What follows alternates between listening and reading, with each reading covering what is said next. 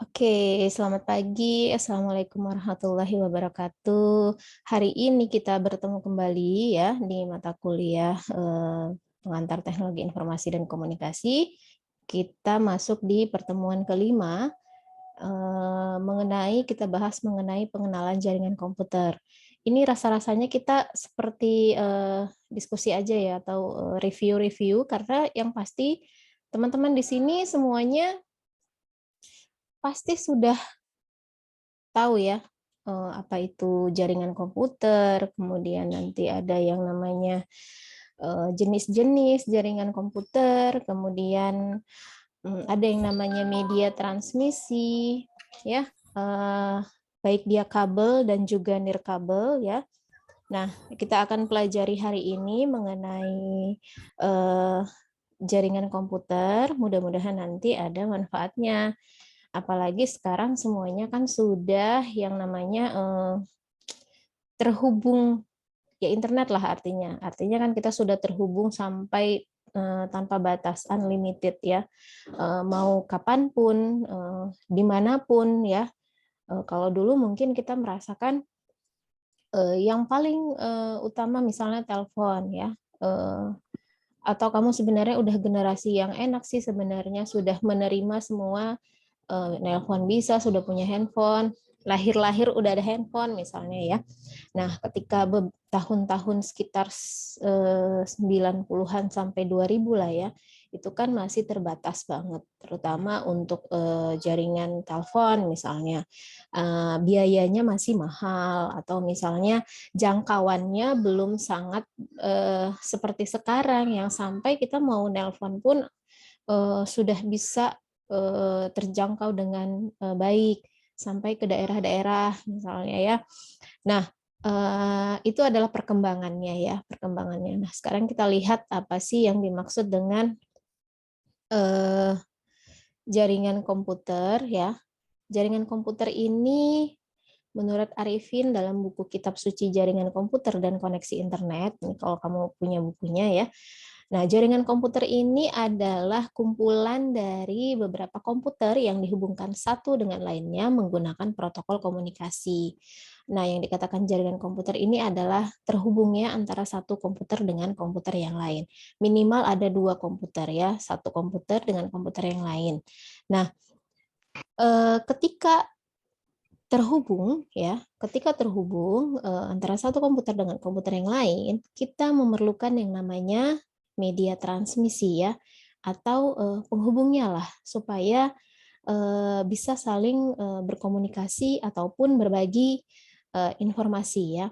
Nah, media transmisinya ini macam-macam. Kalau nanti kita akan pelajari ada yang namanya kabel ataupun nirkabel ya.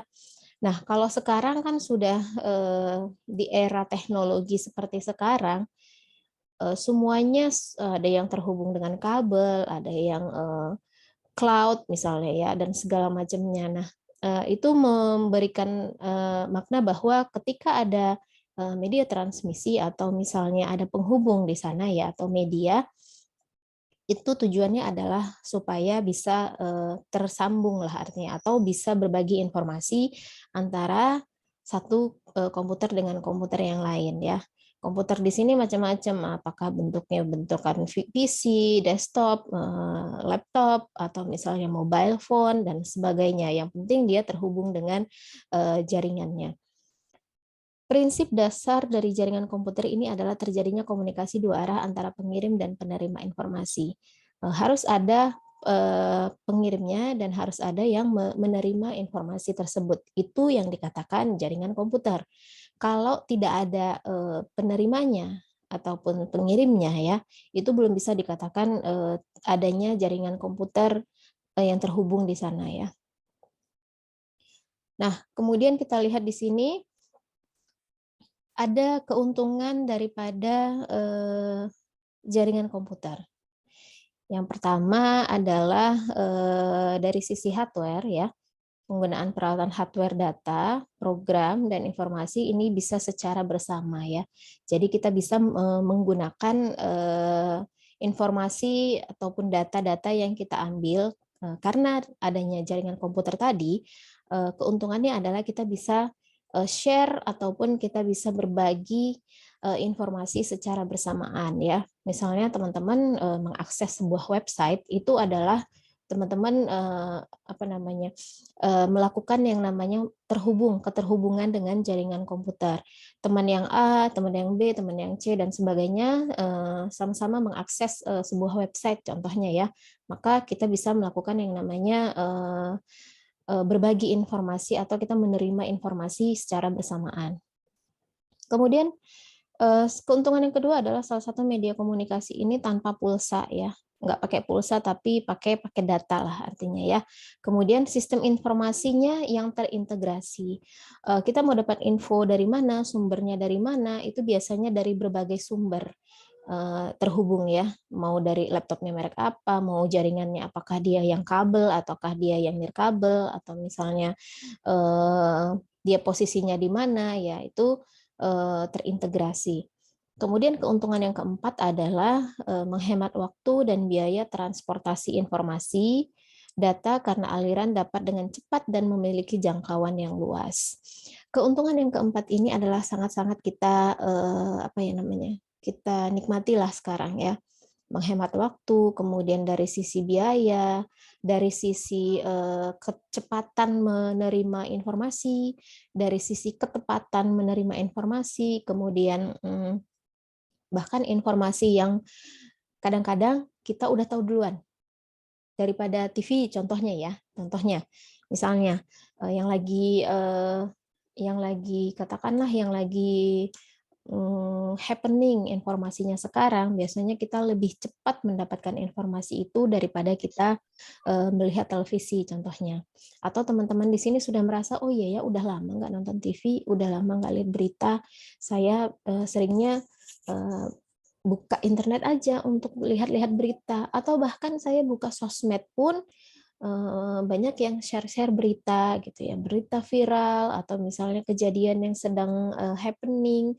Nah, lebih cepat biasanya kayak gitu daripada seperti sebelum-sebelumnya ya, misalnya kita nonton TV dulu ya dan sebagainya. Ini adalah salah satu keuntungan daripada jaringan komputer. Kemudian ini ada beberapa jenis jaringan komputer. Nanti beberapa jenis jaringan komputer ini dibagi berdasarkan apakah luas wilayah dan berdasarkan konfigurasinya. Jika berdasarkan luas wilayah, jaringan komputer ini terdiri dari 3 jenis ya. Ada yang namanya LAN, Local Area Network, ada yang namanya MAN, Metropolitan Area Network, dan ada yang namanya WAN, Wide Area Network. Ini berdasarkan luas wilayah. Artinya jangkauan yang dia terima ya. Nanti kita lihat secara detail. Nah, kemudian ada yang berdasarkan konfigurasinya. Apakah dia peer to peer ya? Biasanya kalau peer to peer itu satu komputer dengan komputer yang lain, ada minimal ada 2 komputer ya. Atau misalnya dengan klien dan server. Ada kliennya yang menerima ya, ada servernya ya. Nah, ini adalah berdasarkan konfigurasinya.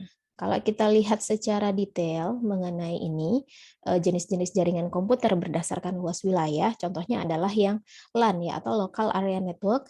Nah, ini jaringan komputer lokal ya, jaringan komputer lokal yang luas areanya sangat terbatas. Biasanya untuk jaringan rumahan, kantor, lab komputer, ya di mana nanti komputernya saling berinteraksi, bertukar data menggunakan peralatan hardware, misalnya dia pakai kabel UTP ataupun pakai BNC maupun pakai kabel yang wireless. Tetapi jangkauannya lokal atau nggak terlalu jauh luas wilayahnya ya. Misalnya di perkantoran secara internal ya. Kadang kan kita suka bilang intranet atau misalnya ya seperti itu ya, jaringan lokalnya lagi error contohnya, atau misalnya di lingkungan kampus ya, lingkungan kampus kita bisa absensi hanya di kampus aja contohnya, maka itu menerapkan prinsip absensi local area network. Atau misalnya di lab komputer ya, nah itu adalah salah satu penerapan daripada LAN atau Local Area Network. Nah, seperti ini penggambaran jaringan LAN-nya. Nanti ada hub di sana, kemudian ada beberapa komputer, misalnya pun kalau ada terhubung dengan printer ya. Nah, di sini ada penghubungnya ya. Dan ini lokasinya tidak terlalu jauh atau wilayah jangkauannya tidak terlalu besar. Apa keuntungan ketika kita menggunakan jaringan LAN ini ya? Di sini kita bisa file sharing, kemudian kita pengamanan datanya bisa disimpan di beberapa komputer backup, misalnya ya, disimpannya di komputer backup contohnya, atau misalnya kalau kita menggunakan jaringan LAN, penggunaan peralatan misalnya seperti printer bisa dilakukan secara bersama. Jadi kayak gini, kalau di kantor-kantor itu ada beberapa komputer yang terhubung, printernya satu aja. Ini kan sebenarnya menghemat ya. Printernya satu aja, jadi tiap komputer ini nanti bisa terhubung dengan printer ini. Jadi misalnya komputer A ingin ngeprint, dia bisa, atau misalnya komputer D, katakanlah nih A, B, C, D ya, atau komputer C ini ngeprint, hanya dengan satu printer saja bisa digunakan, tetapi harus terhubung dengan jaringan ya. Mungkin dia di sini menggunakan media transmisinya adalah, atau media komunikasinya adalah kabel contohnya ya. Kalau wilayahnya tidak terlalu luas, kita pakai kabel sudah cukup biasanya. Kemudian media komunikasi ini dapat membuat sistem client server, kemudian komunikasi antar penggunanya tanpa pulsa, bisa memonitoring dan maintenance, dan sebagainya ya. Nah, ini adalah yang LAN area network. Kemudian kita lihat yang kedua, ini ada yang namanya MAN, Metropolitan Area Network. Ini adalah jaringan skala yang lebih besar daripada LAN. Contohnya adalah jaringan antar kantor ataupun perusahaan yang jaraknya berdekatan dengan luas daerah, misalnya kira-kiranya sekitar 10-50 km. MAN ini terdiri dari beberapa LAN yang saling terhubung. Ya, medianya biasanya adalah kabel serat optik atau wireless dan menggunakan komunikasi umum yang sudah ada ya. Biasanya contohnya cabang A, kantor B, kantor C saling terhubung. Seperti itu. Tetapi biasanya di kantor-kantor itu, selain dia terhubung dengan kantor yang cabang lain, dia juga akan memiliki LAN di internal kantornya sendiri, contohnya ya. Nah, itu adalah yang MAN, contohnya seperti ini. Gedung ya, misalnya ada gedung 1, gedung 2, gedung 3, gedung 4 terhubung dengan apa namanya ya, seperti servernya lah ya. Ini yang jaringan MAN atau Metropolitan Area Network. Kemudian ada yang namanya Wide Area Network. Ini adalah skalanya sangat luas, bisa jaringan komputer antar kota, pulau, bahkan negara, bahkan benua ya. WAN ini merupakan kumpulan WAN dan LAN yang saling terintegrasi. Dengan WAN, pertukaran data dan komunikasi antar pengguna lebih cepat, tepat, dan murah ya. Biasanya penggunaan seperti satelit dan gelombang elektromagnetik transfer data ya biasanya akan digunakan sebagai media transmisinya ya. Teman-teman pernah nggak waktu pernah merasakan ada beberapa jam atau kadang beberapa hari kalau nggak salah dulu pernah ya, kita tidak bisa mengakses internet karena ternyata kabel optik yang ada di dasar laut itu putus kalau nggak salah ya. Itu pernah. Jadi artinya ini wide area network, internet yang ada di Indonesia itu terputus ya, terputus yang ada di Indonesia. Nah, itu contohnya daripada wide area network. Kemudian ini contohnya pakai IP, kemudian segala macamnya. Nah, kalau berdasarkan konfigurasinya, tadi kan ada yang namanya peer-to-peer dan client server. Nah, konfigurasi kalau peer-to-peer ini digunakan pada jaringan dengan jumlah komputer yang sedikit, di mana masing-masing komputer memiliki satu kedudukan yang sama dan tidak memerlukan server atau sistem yang terpusat. Jadi misalnya ada dua komputer, contohnya ya, terhubung satu sama lainnya. Ya, itu yang peer-to-peer. Kalau misalnya nih teman-teman apa namanya mengerjakan tugas akhir, contohnya nanti di akhir ya. Teman-teman, kalau zaman saya dulu di kampus, ketika ada teman saya yang mengambil tugas akhirnya adalah tentang jaringan ya, biasanya kita membawa minimal 2 laptop atau 2 PC. Karena dulu belum ada laptop, jadi kita membawa CPU. CPU-nya ada 2, ya, ada 2 untuk presentasi bagaimana keterhubungan atau terjadi hubungan jaringan komputer yang ada di sana gitu. Jadi kalau zaman dulu kalau kita mengambil mata kuliah, kita mengambil tugas akhir tentang jaringan itu lumayan kerjaan kita nambah lah artinya ya. Itu karena dulu belum ada laptop. Kalau sekarang, kalau teman-teman nanti mau ngambil tugas akhirnya tentang jaringan, bisa diimplementasikan misalnya menggunakan beberapa laptop ya, misalnya minimal 2 laptop ataupun 3 laptop untuk mempresentasikan tugas akhirnya. Itu seperti itu ya. Nah itu yang contoh daripada yang peer to peer ya. Ini ada kelebihan dan ada kekurangannya, bisa dibaca ya. Kemudian ini penggambarannya. Peer-to-peer-nya, ada yang pakai Windows 2000 Server, ada yang pakai Windows XP, ada yang Windows NT, ada yang pakai 98 dan segala macam OS-nya berbeda-beda, tetapi tetap masih bisa, dia tetap terhubung ya. Kemudian ada client server. Client server ini ada 2 komponen, yaitu client dan server. Sesuai dengan namanya, server ini adalah penyedia layanan. Ini diberikan, ini komputer yang memberikan layanan untuk komputer yang lain. Layanan ini bisa berupa data, akses, ataupun multi-service, misalnya file server, mail server, web server. Sementara client atau yang disebut sebagai workstation ini adalah komputer yang menerima, ya, yang menerima layanan fasilitas yang disediakan oleh si komputer server ini. Jadi si klien memberikan layanan, server yang memberikan layanan, ya, kemudian klien yang menerimanya. Nah ini yang klien dan server. Ini ada kelebihan dan kekurangannya.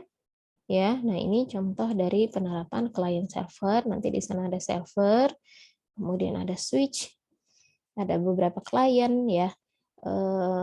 Kemudian kadang-kadang kalau kita mempelajari client server nanti ada yang namanya topologi jaringan ya. Topologi jaringan itu macam-macam. Seperti yang kita pelajari ya. Salah satu topologi jaringan itu adalah topologi start contohnya. Kenapa dikatakan start? Nanti dia bentuknya seperti bintang. Yang di tengah itu adalah servernya, yang di luarnya itu adalah kliennya. Jadi servernya akan ada kelebihan dan kekurangan masing-masing topologi. Atau teman-teman misalnya memilih topologi ring, ya.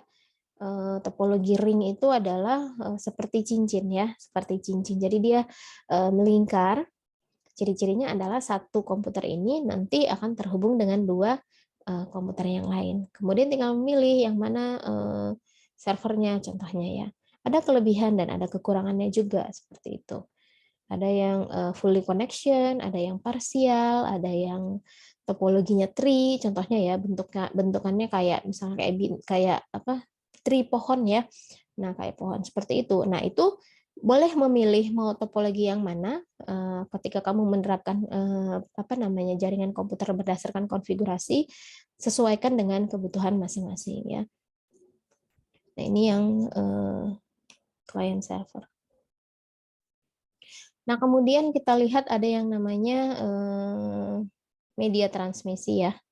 Media transmisi ini apakah mau pakai kabel ataupun pakai yang apa? Nirkabel ya. Contohnya misalnya,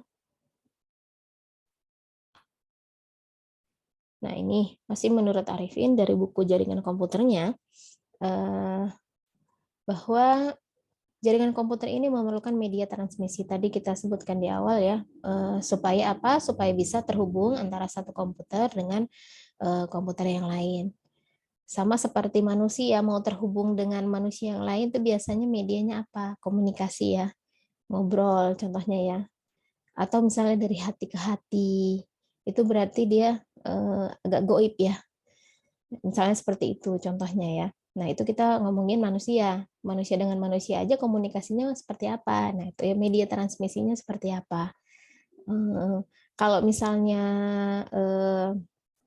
jaringan komputer, media transmisinya baik untuk bisa mengalirkan data dan informasi, dia bisa menggunakan apa? Ada yang pakai kabel, ada yang pakai wireless ya. Kabel atau wire network ini adalah jaringan komputer yang menggunakan kabel sebagai media penghantar. Jadi datanya mengalir pada kabel ya. Nah, kabel yang digunakan ini biasanya bahannya tembaga. Biasanya contohnya misalnya seperti apa, fiber optik atau misalnya serat optik ya. Nah, kemudian ada juga menggunakan yang wireless. Wireless ini berarti teknologi tanpa kabel.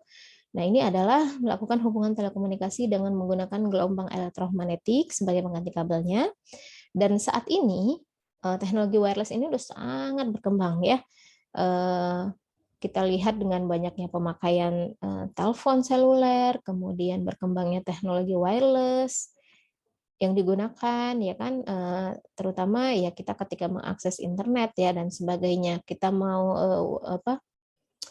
apa ini namanya, kalau suka saya mau nyari wifi gratisan gitu ya, nah itu kan apa namanya, tanpa kabel ya, seperti itu. Nah ini contoh-contoh daripada media transmisinya apa? Apabila kita memilih yang kabel, nanti pilihannya macam-macam. Apakah kita mau pakai yang tadi ya, ada yang namanya serat optik, ada yang fiber optik. Nah, contohnya koaksial, di dalamnya seperti apa? Nah, seperti itu ya. Belajar apa namanya itu kalau di jaringan tuh crimping kabel misalnya. Nah, misalnya pakai BNC, British Naval Connector dan sebagainya ya. Nah, ini bisa teman-teman lihat, baca tipe kabel koaksial ada yang seperti apa. Saya dulu cuman crimping kabel doang, habis itu dicolokin ke apa itu namanya itu, buat colokan, saya lupa lagi, CR57 ya apa ya, saya lupa. Biasanya untuk kabel telepon contohnya, atau kabel data yang dicolokin di apa namanya ini, di USB-nya ya, USB konektornya ya. Ada yang thick, ada yang thin, berarti yang langsing, yang agak tebal, kalau thick tebal ya. Kemudian misalnya pakai kabel ini RJ45 ya Allah, namanya RJ45 nih, zaman dulu crimping ini namanya nih. Ini kabelnya digabung-gabung ya, di crimping tuh dijadiin satu, terus nanti dimasukin ke yang warna putih untuk tempat terhubung konektornya ya. Ada yang UTP dan sebagainya ya. Ini kalau yang fiber optik atau yang serat optik, ini yang seperti apa? Multi mode, ada yang single mode. Nah, ini teman-teman bisa lihat dan baca ya. Nah, ini kabel-kabelnya. Nah, ini ada yang wireless tadi ya. Kalau wireless ini ada kelebihan, ada kekurangannya. Biasanya kalau wireless ini kan lebih mobile ya, lebih gampang, lebih murah. Kemudian koneksi internetnya, aksesnya bisa 24 jam. Kemudian ramah lingkungan, tetapi kalau kekurangannya adalah biayanya mungkin peralatannya mahal. Kemudian dari sisi keamanan data juga ya, teman-teman pernah dengar nggak? Jangan sesekali, kita kadang suka kan misalnya di stasiun, di terminal ataupun di bandara, kita apa namanya tadi, charger handphone. Ini kan yang lagi happening ya, mengenai hacker ya, ataupun mengambil informasi ataupun data dari handphone kita.